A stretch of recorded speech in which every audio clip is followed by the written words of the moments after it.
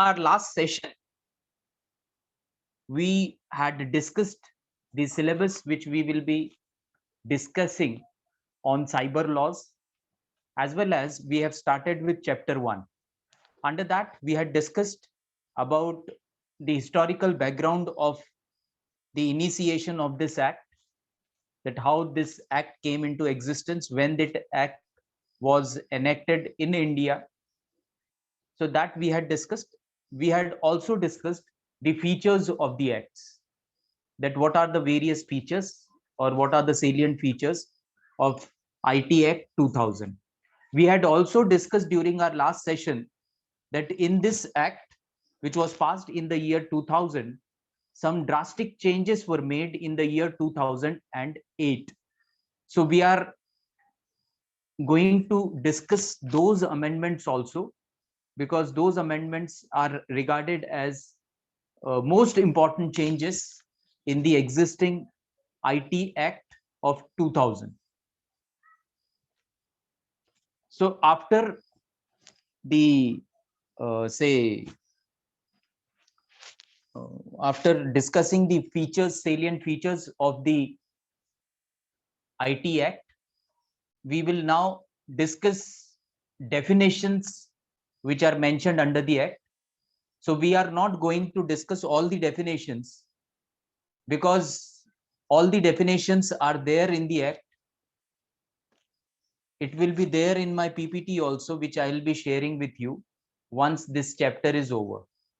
So you can just read those definitions, because those definitions are self-explanatory. So no need to discuss those definitions. Only one important definition we are going to discuss, and that definition is related to computer.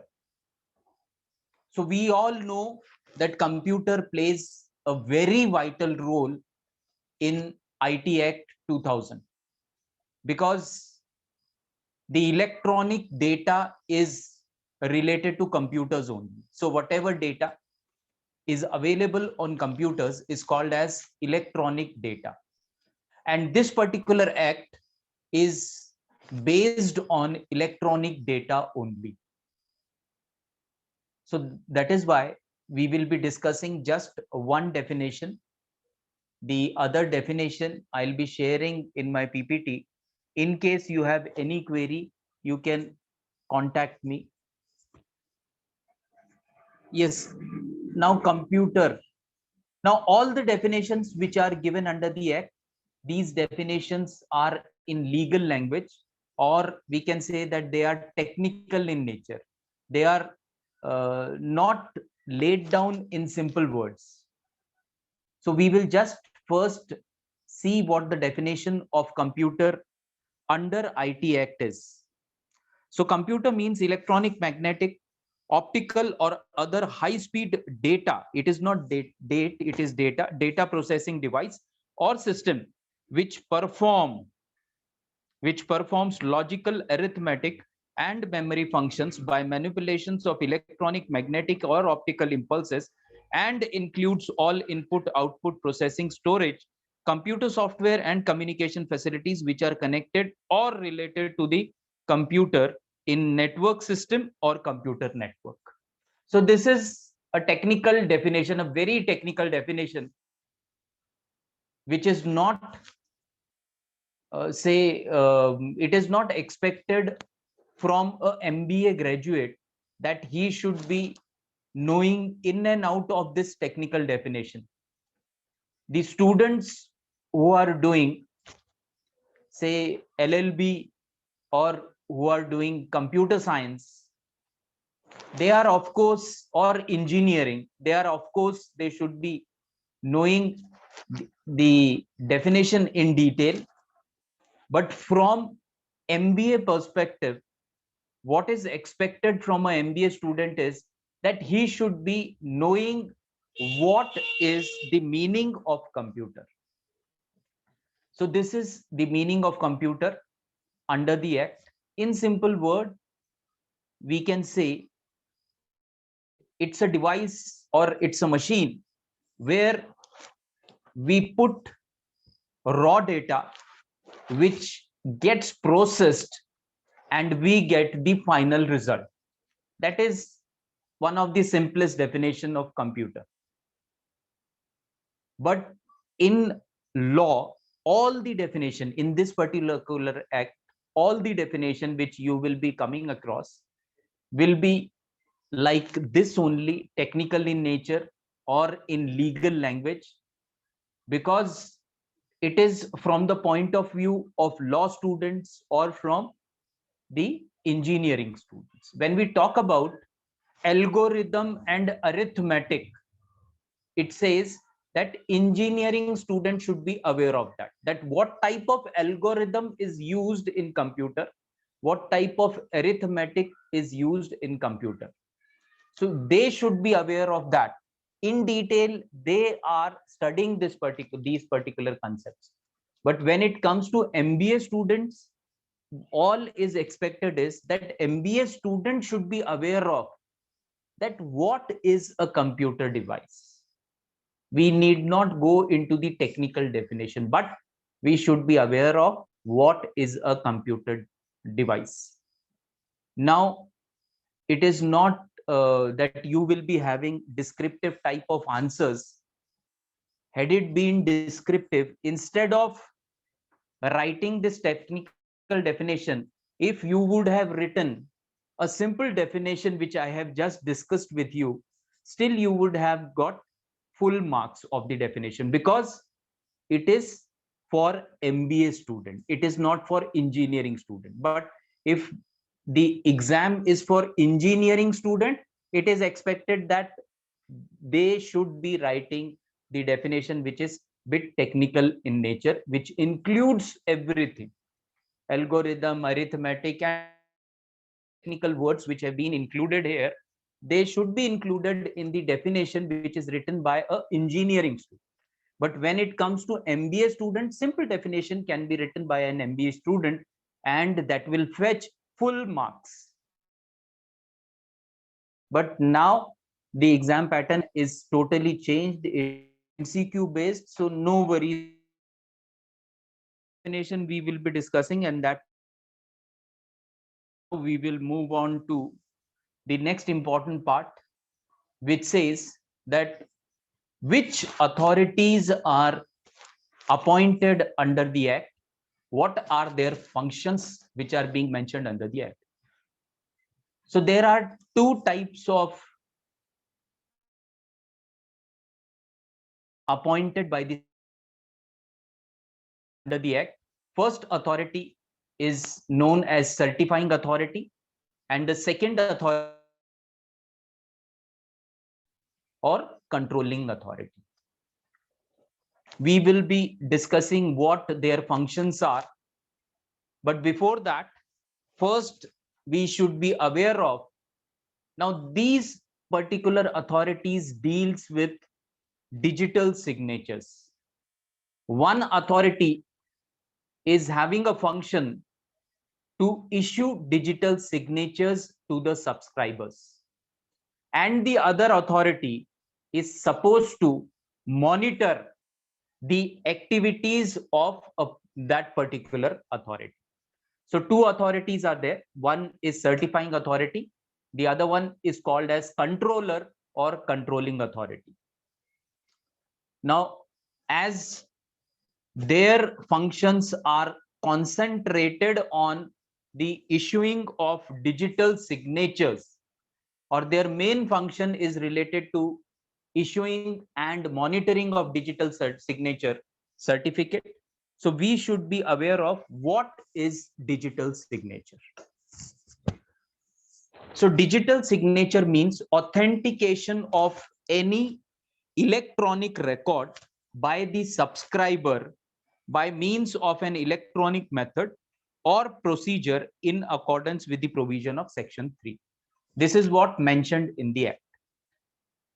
So digital signature in some simple words means that it is a document, it is a signature which authenticates electronic record of the subscriber. Now, subscriber is the person who is having that authority to create digital signature.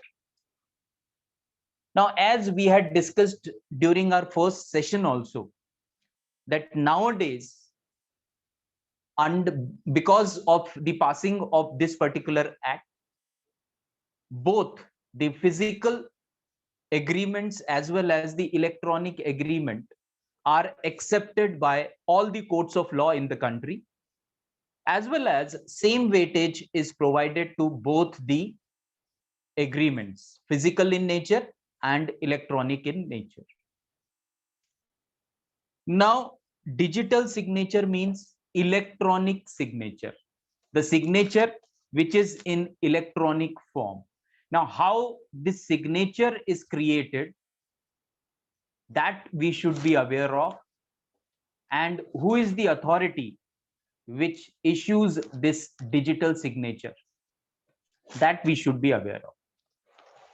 Now, if a person wants to enter into an agreement with another person who is living, say, in some other state, and he wants to enter into that agreement in electronic form, as he knows that there is a facility available under the act that either you can have a physical contract between both the parties which are doing some business, or you can have a digital electronic contract with the other party.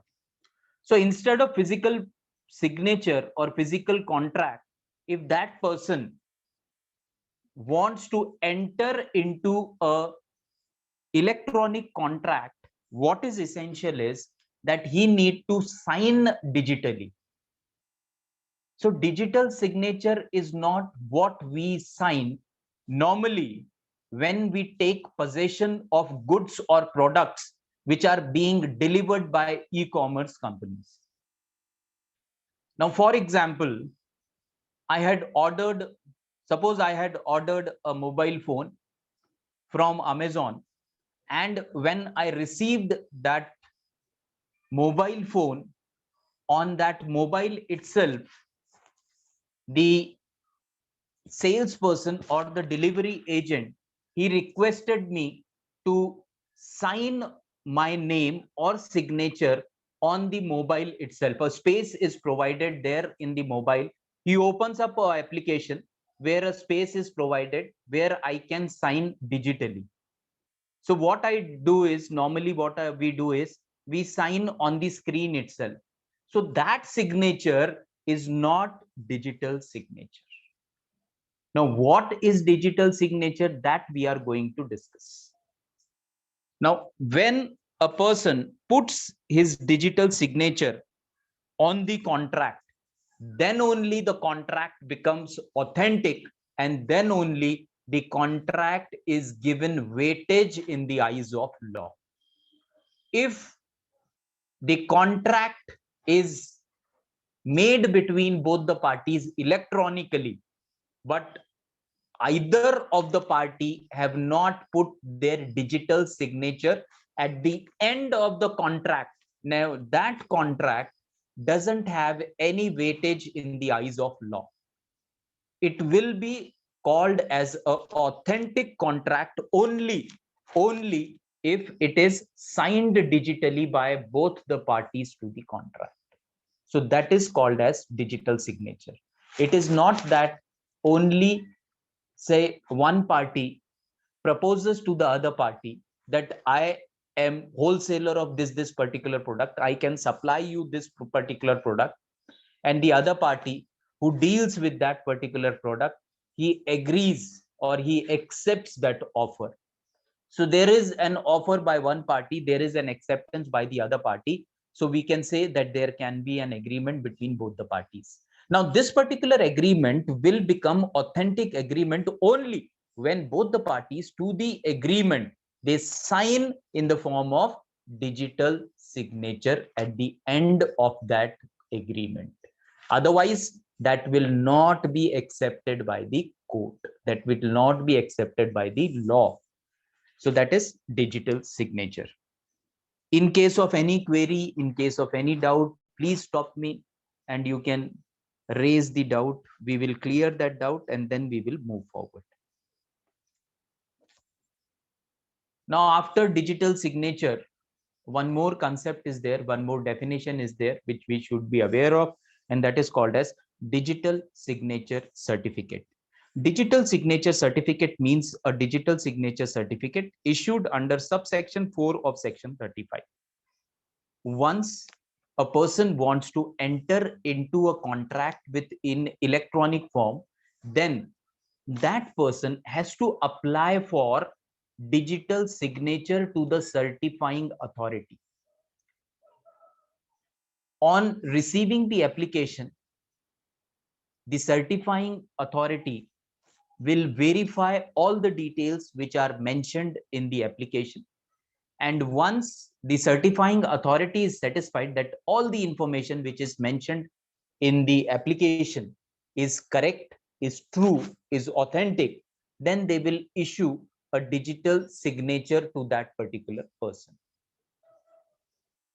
Once the digital signature is issued, a certificate is also issued that so and so person has been issued a digital signature certificate on so and so date, and signature and seal of certifying authority will be there on that particular certificate, and that certificate is called as digital signature certificate. Now, what is digital signature? That now we are going to discuss. First one, authentication of electronic record. Digital signature is a signature which authenticates the electronic records. That is first thing. Second, the manner in which information be authenticated by the means of digital signature. Now, we are now going to discuss the manner in which the digital signature can be authenticated. First one is called as creation of digital signature, and next one is called as verification of digital signature. तो digital signature create कैसे करते हैं और digital signature genuine है या नहीं, authentic है या नहीं, ये मॉनिटर या वेरीफाई या चेक कैसे करते हैं, that we are going to discuss now. Now creation of digital signature is with the help of private key. Now, private key means certain symbols, certain pictures, certain numbers are issued to the applicant who has applied for the digital signature, and after putting those symbols or numbers or pictures or algorithms, then only it will be assumed that yes, the person has digitally signed. So digital signature doesn't mean that suppose I have applied for digital signature and at the end of the agreement, if I put my name, that my name is Anand Padale, if I put my name, that itself indicates that I have signed digitally, or it's my digital signature on the electronic contract. That is not the case. I need to put certain algorithms, certain pictures, certain what we can say is certain symbols which are being issued in the form of digital signature. जब हम लोग ये सब चीजें डालेंगे तब हमारा नाम डिस्प्ले होगा, and that will be called as digital signature, and that is called as private key. Private key, चाबी जैसे हम लोग बोलते हैं कि अगर मुझे डिजिटल सिग्नेचर सर्टिफिकेट चाहिए, डिजिटल सिग्नेचर चाहिए, तो मुझे सर्टिफाइंग अथॉरिटी को अप्लाई करना पड़ेगा. The certifying authority will issue me certain symbols. एक पूरा एक जैसे हम लोग पासवर्ड डालते हैं किसी भी चीज का, password involves symbols, password involves numbers, password involves the upper character, lower character, or other characters. Same is the case here also. Here also it involves all these things, and that particular codes which are called as codes will be issued to us, and these codes are known as private key, which will be there with the subscriber only. Subscriber is the person who has applied for that particular digital signature.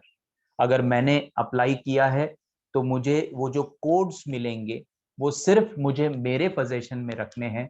मैं अगर किसी के साथ electronic कोई agreement कर रहा हूं तो एग्रीमेंट के एंड में मुझे वो कोड्स डालने हैं. अगर मैं वो कोड्स डालूंगा तभी it will be authenticated in the form of digital signature, and then we can say that it is authentic digital signature or authentic agreement. Now next one is verification of digital signature. Now verification, for verification public key is necessary. Now what public key means? Public key means a key of a key pair used to verify a digital signature and listed in the digital signature certificate.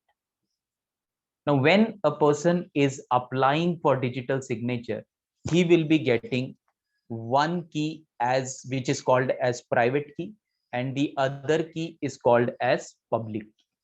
Now private key helps to put digital signature on the electronic contract or electronic form, whereas the person who has put electronic signature on the electronic contract, now whether that signature is authentic or not, correct or not, true or not, it can be checked with the help of public key.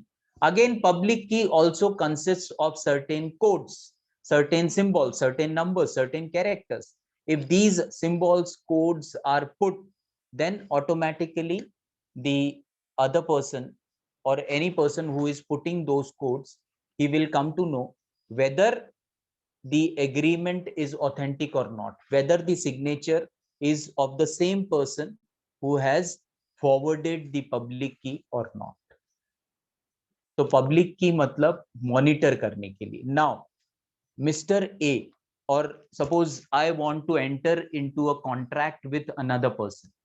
So what I'll be doing, I will be first using my private key. That means I'll be using my codes which I have got from the certifying authority. Once I put those codes at the end of the contract, automatically it will be assumed that it has been digitally signed. Now the person with whom I am making the contract, I need to share the public key which I have received from the certifying authority. So private key is for making digital signature. Public key is just to check that whether the digital signature is correct or not. So I need to share with the other party my public key. With the help of that public key, the other party who doesn't know me at all, but he wants to enter into a, we both wants to enter into a contract, because I am living in one city, he is living in another city, we are not known to each other. Now this other person, when I will forward him the my public key, he will put those codes on the contract, and then he will come to know whether the signature is authentic or not. If authentic, then he can continue with the contract. If he feels no, it is not authentic, it is incorrect, some unfair means have been implemented here, then he can reject the contract also. So that is the meaning of digital signature.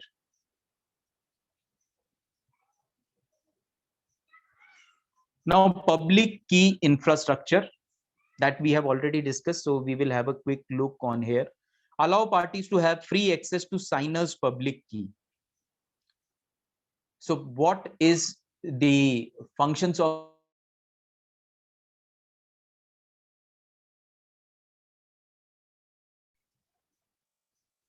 hello, am I audible?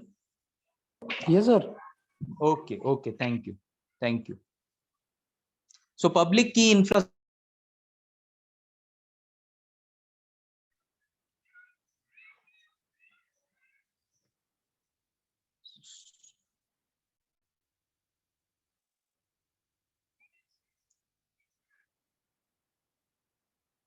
Yes. Sorry, I was getting some calls. Yes. So key infrastructure. So it allows parties to have free access to the signer's public key. So public key can be shared with the other party. The other party will very easily come to know whether the signatures which are put by the signer means the person who has signed, is correct or not. This assures that the public key corresponds to the signer's private key. Both are correlated. Public की के codes और private की के codes मिलने चाहिए एक दूसरे से. इसका ये मतलब नहीं है कि both the codes are same. This means that they should say be interrelated to each other. Next one, why this is trust between parties as if they know one another. It creates trust between the parties. Now, when trust is there, earlier people used to do business with whom they know personally, right? Suppose if Mr. A know Mr. B, then only Mr. A used to enter into a contract with Mr. B. But nowadays, it is not necessary that Mr. A should know Mr. B if he wants to do business. Automatically, with the help of digital signature, with the help of this public key and private key, both the parties will come to know whether the another party is putting their signature in genuine form or not. Parties with no trading partner agreements operating in open networks need to have highest level of trust in one another. The same thing is again repeated here, that the parties which doesn't know each other, which are entering into an agreement with each other for the first time, should have the highest level of trust among each other. And how trust can be developed? When a person who has signed digital signature, he forwards his public key to another person verifies that yes, the public key is the signature is correct. Automatically he develops a trust that yes, the party is genuine, the agreement is genuine, and he can go ahead with the agreement. So that is public key infrastructure. Now with the help of this picture, we can the things are now very simple. First one, you can see that one person is there, and on that particular person, in that particular picture, CA is written. CA here means certifying authority. CA means certifying authority. Whereas there below two pictures are there. One is user A and the other one is user B. Now user A, we can say the person who wants to enter into an agreement with Mr. B. So Mr. A is a person who wants to enter into agreement with Mr. B. Mr. B is also interested in doing the contract or agreement with Mr. A. So two people are there. Now what will happen? CA is the person, or certifying authority is the person who will be issuing digital signature to Mr. A. So once he receives his digital signature, he will put his digital signature at the end of the contract, and he will forward that, Mr. A or user A will forward that contract to user B. Now two keys you can see here, CA key and A key. Now CA key here means the public key. So public key which is being shared with Mr. B, he can put the codes which are there on the public key, and he will very easily come to know whether the signature is authentic or not. If the signature is authentic, that means contract is genuine. He can go ahead if he is satisfied with all the other terms and conditions of the contract, or he can reject if he feels that no, it is not correct signature. So it is written operated by trusted third party. Now this entire process is operated by a third party, which is called as CA. CA here always means certifying authority. Please remember, under IT Act, CA indicates certifying authority. Never take it for chartered accountant. So CA is certifying authority. Provides trading partners certificates. So it provides trading partners certificates. Digital signature certificate is being provided by the CA. Notarizes the relationship between public key and its owner. It notarizes. Now we all know what is the meaning of notary. Notary means authentication of a particular document. Same is the case as we have till now, so far now, what we have seen is that if we want to notarize our, say, rent agreement, then we need to visit that notary and get his signature and stamps. So he notarizes means he authenticates.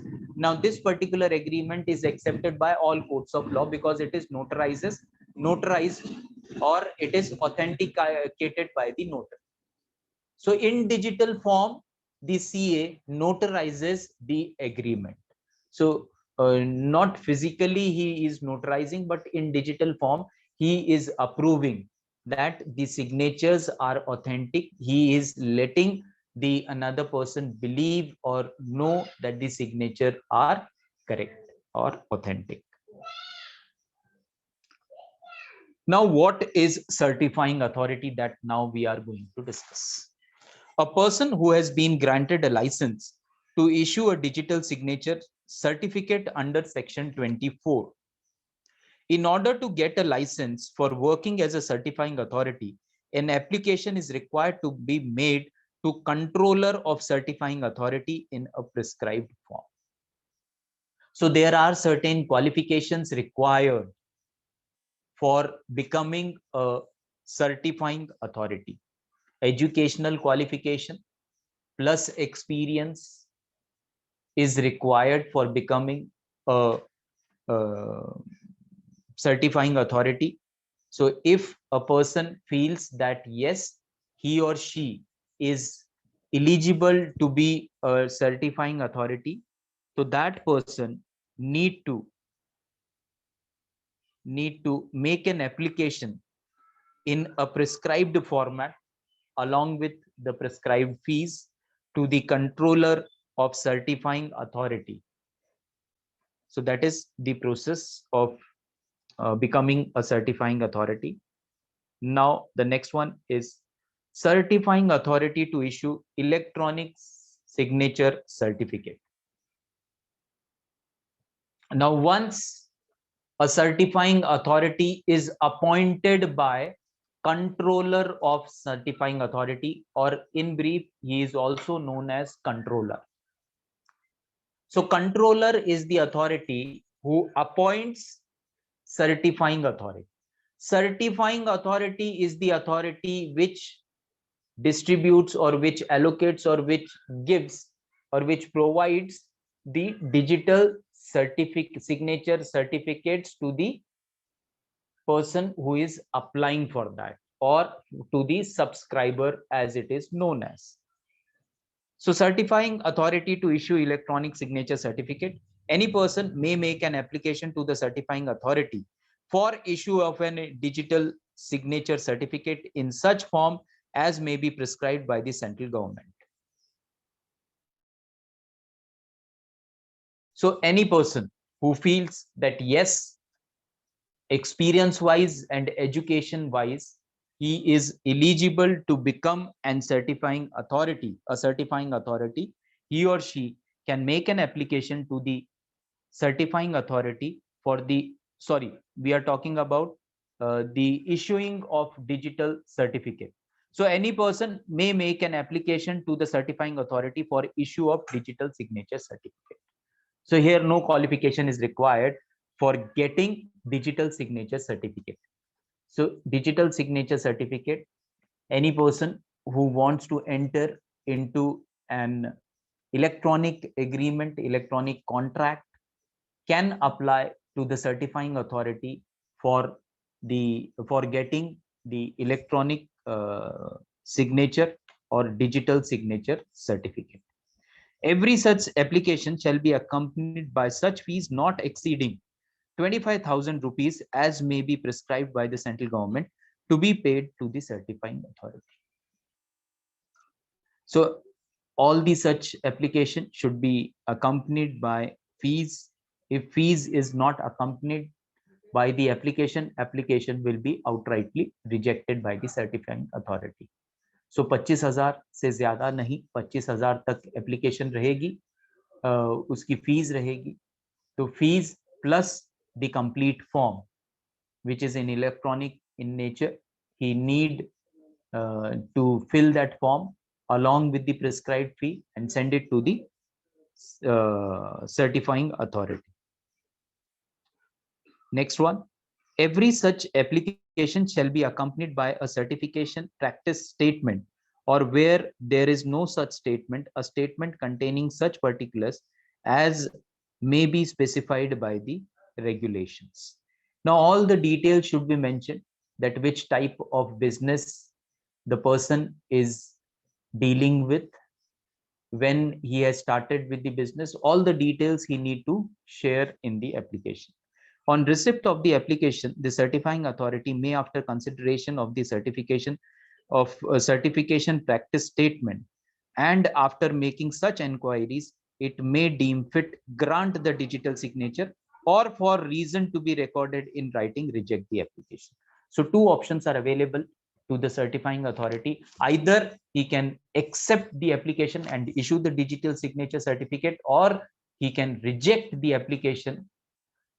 Only thing is, once the application is rejected, the reason for rejection is to be recorded by the certifying authority, that this is the reason why the application of a subscriber has been rejected. That is very important. And after scrutinizing all the details, if he feels that yes, all the information which is mentioned in the application is correct, is authentic, if he is satisfied, he can issue a digital signature certificate. Second option available to him is, if he feels that the information which has been provided in the application is not authentic, is not correct, some manipulation has been done by the subscriber for getting the electronic signature certificate or digital signature certificate, so that time, at that particular time, the certifying authority can reject the application. Only thing required under law is, when any application of the subscriber for the issue of digital signature certificate is to be rejected by the certifying authority, then the reason for rejection is to be entered by the, or is to be mentioned by the certifying authority.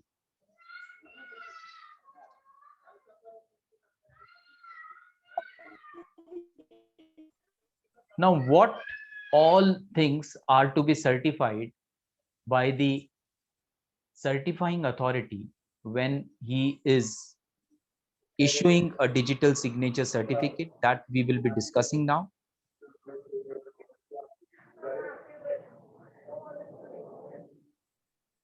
Please put your mobile on mute. Please put your speaker on mute. Yes. So first point, it has complied with all the provisions of the Act and rules and regulations made thereunder. Now, what certifies the certifying authority need to certify that the subscriber has his application has met with all the rules and regulation, and he has agreed that he will be, or she will be, whosoever is the person who has applied for digital signature certificate, he will be following all the rules and regulations which are mentioned under the IT Act. That is the first certification. Second, the certifying authority shall certify that it has published the digital signature certificate or otherwise made it available to such person relying on it, and the subscriber has accepted it. That means that the certifying authority has to certify that it has been issuing, or it has issued the digital signature certificate on the basis of information which is being provided by the subscriber, or the details which is being shared in the application by the subscriber. So on that basis, the digital signature is being certificate is being provided to the subscriber. Third, the subscriber holds the private key corresponding to the public key listed in the digital signature certificate. So the digital private key, or the codes under private key, is shared with the subscriber. Next one, the subscriber holds the private key which is capable of creating a digital signature. So private key is the key which is used for creation of digital signature. Now into bracket it is written inserted wide ITAA 2008. It means that it was inserted in 2008. ITAA means Information Technology Act Amendment, dated 2008. As we have discussed at the start of session also, that in 2008 some major changes, some major amendments were made in the act. So as and when we will be moving forward, so we will be discussing that these are the major points which are being amended in 2008. So this is one of the point which was amended in 2008.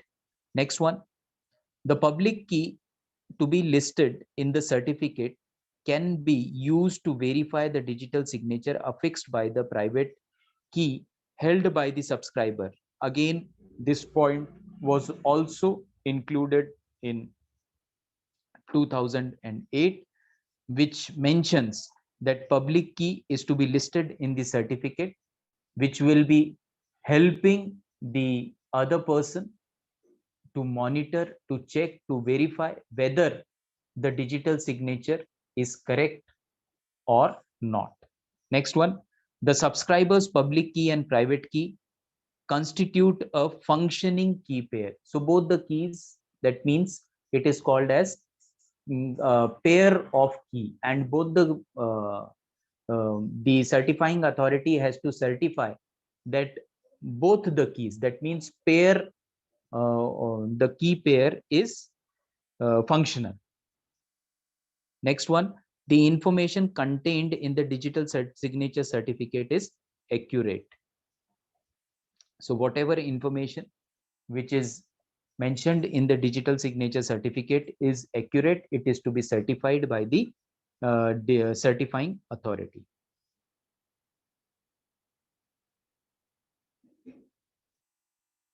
Now we will move on to the another slide, which is related to appointment of controller and other officer.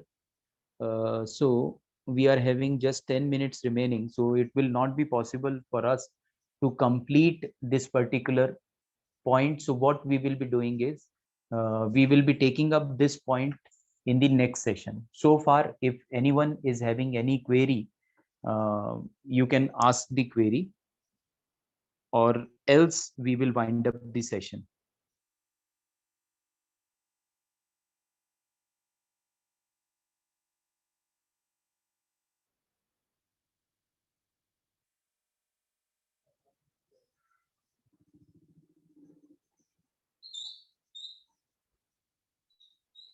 Yes, no queries means that, okay, you have understood everything. So no queries are there. Sir, one So- question here, sir. Yes, sir. Sir, just a little doubt, sir. What the difference between, sir, that private key and the public key? Sir, private key is the key, or these are the codes which are used by the subscriber to sign digitally. Suppose if I want to enter into an electronic agreement with another person, then first thing I need to apply for getting the digital signature to the certifying authority. Now, certifying authority will provide me a key which is called as private key. With the help of private key, I can sign digitally. So my digital signature can be done only with the help of this private key. Now, whether my digital signature, which I have put at the end of that electronic record or electronic contract, whether that signature is genuine or not, that can be checked by another party, which will be given possession of public key. So these keys are in the form of certain, say, codes or letters or numbers. It's a combination of everything. As we enter our password, same is the case with these digital signatures also, that we get certain type of codes. We have to put those codes, and after putting those codes, then automatically our digital signature is there. And it can be done, it can be created with the help of private key, and it can be monitored, it can be verified, it can be checked with the help of private key. Now, what type of technicalities are involved, what type of codes are used in private key and public key, that is required for engineering students also.